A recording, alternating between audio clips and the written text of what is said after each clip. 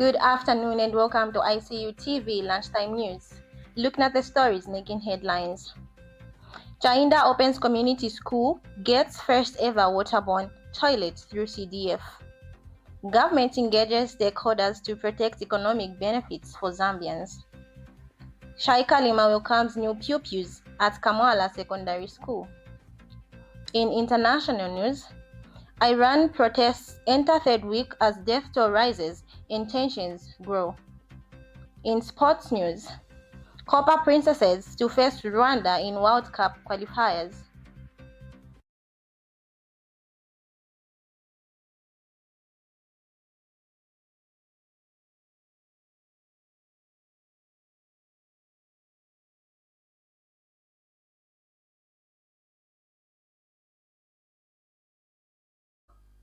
With the news in details, I am Ophelia Mdenda. Chainda opens community school in Munali constituency as received new waterborne toilets, marking a big improvement in sanitation at the school. For many years, learners and teachers used old toilets that were not safe and posed health risks. The new ablution block has flushing toilets and showers, which will help prevent diseases such as cholera. The project was funded under the 2024 Constituency Development Fund (CDF) for Munali constituency. The modern facility was built at a total cost of 1 million kwacha. This development shows government's efforts to improve basic services in schools and create a safe learning environment. Speaking during the commissioning, Green Economy and Environment Minister Honorable Mike Mposha said the facility will restore dignity for learners and staff, especially girls and those with special needs. He added that government remains committed to building sustainable and inclusive infrastructure across the country. Government says it is still working with the Economic Association of Zambia, the Zambian Chamber of Commerce and Industry, and other key stakeholders. The engagements are aimed at ensuring that economic gains reach ordinary Zambians. Government wants businesses to create jobs, social local supplies, support local supplies, and keep prices fair. We are also promoting addition support for small and medium enterprises and skills development. Stakeholders have welcomed that dialogue and called for policy stability and transparency. Government says continuous consultation will help drive inclusive and sustainable economic growth. Education Minister Mr. Douglas Syakalima has warmly welcomed Form 1 and Grade 10 pupils at Kamwala Secondary School here in Lusaka as they begin a new academic year. The minister encouraged the learners to take their studies seriously and maintain discipline both in and out of schools. Mr. Syakalima emphasized government's commitment to providing quality and inclusive education for all children. He said that the free education policy continues to open doors and more learners across the country and urged pupils to make good use of this opportunity. The minister also called on the teachers and parents to work together in supporting learners. He said strong values, hard work, and respect for school rules are key to a successful education and a better future for Zambians. Old lady, I built her a house and I pay her every month. She doesn't need to look for money. Your child, if they are responsible, they will do the same thing to you as parents. In view of that, we have also changed the curriculum so that at early childhood we start teaching our children to be morally upright, to be faithful, so that they learn from early childhood that be responsible as you grow. And these children. Mukanga warns against heavy reliance on electricity imports.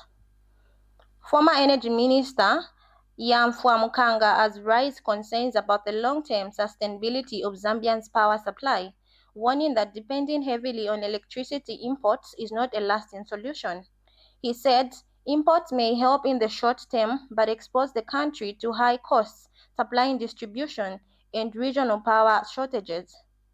Mr. Mukanga emphasized that need for governments to invest more in local power generation, including hydro, solar, and thermal energy. He noted that climate change has reduced water levels in dams, making it important for Zambia to diversify its energy mix and reduce over-reliance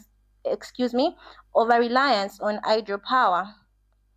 He also called for strong private sector participation, clear energy policy, and faster implementations of power projects.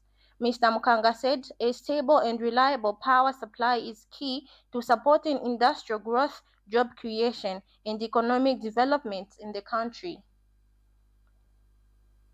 We now take a break, but coming up, we are going to have sports news and international news. Please stay tuned.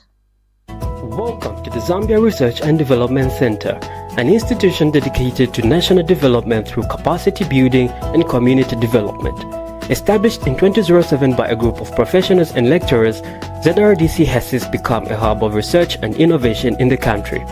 Registered with the Ministry of Home Affairs under the Registrar of Societies, ZRDC pursues cutting-edge research to address pressing social and economic challenges. Get involved. ZRDC engages in activities that stimulate international collaboration, promote knowledge sharing, and make research expertise available to decision makers.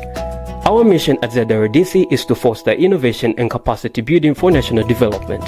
We believe in addressing poverty and underdevelopment through institutional and capacity building, human empowerment, and gender participation. In our quest to foster innovation and capacity building for national development, ZRDC launched the ZRDC University Sponsorship for Capacity Building and Development Program to facilitate knowledge advancement among ZRDC researchers and those intending to join the research community. Qualified Zambian citizens can pursue education at credible universities in Zambia with guaranteed prospects of joining the ZRDC research community. ZRDC engages in industrial and technological research, covering research development and innovative investigations to drive dynamic industrial development at national and regional levels. Join us at the Zambia Research and Development Center as we continue to innovate, empower, and shape a brighter future for Zambia. ZRDC, fostering innovation and capacity building for national development. Thank you for staying with us. In international news, at least 544 people have been killed as Iran enters a third week of nationwide anti-government protests. According to the US-based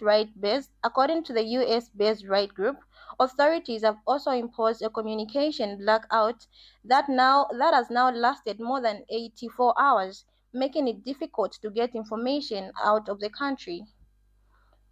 Meanwhile, US President Donald Trump says Iran has called to negotiate as the administration considers possible military options.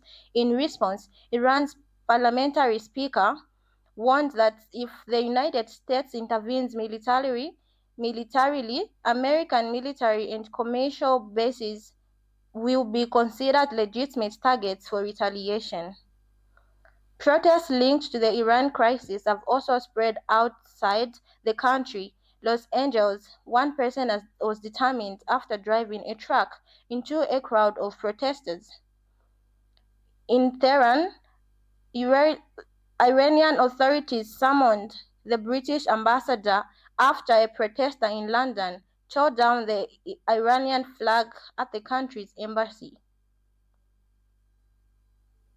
We take a short break, but stay tuned. We're coming back for sports news. The Information and Communications University is driving the thrill for the nation in research and development. Enroll now for full-time and distance programs in the School of Engineering, Humanities, Business and Education. To apply, visit our website at www.icuzambia.net or call us on +260 211 221 662 or 0966 342 359. Sponsorship is available. Enroll now. Welcome back. Now in the sports news. The Zambia under-17 women national team, the Copper Princesses, have been drawn against Rwanda in the first round of the Morocco 2026 FIFA under-17 Women World Cup qualifiers. Zambia will play away to Rwanda on the weekend of April 10th to 12th before hosting the return leg a week later in Ndola. The winner between Zambia and Rwanda will meet either DR Congo or Djibouti in the second round to be played in May. Zambia is aiming for a third straight World Cup appearance after qualifying for the 2004 and 2005 editions, while Morocco will host the tournament as part of its efforts to promote sports tourism.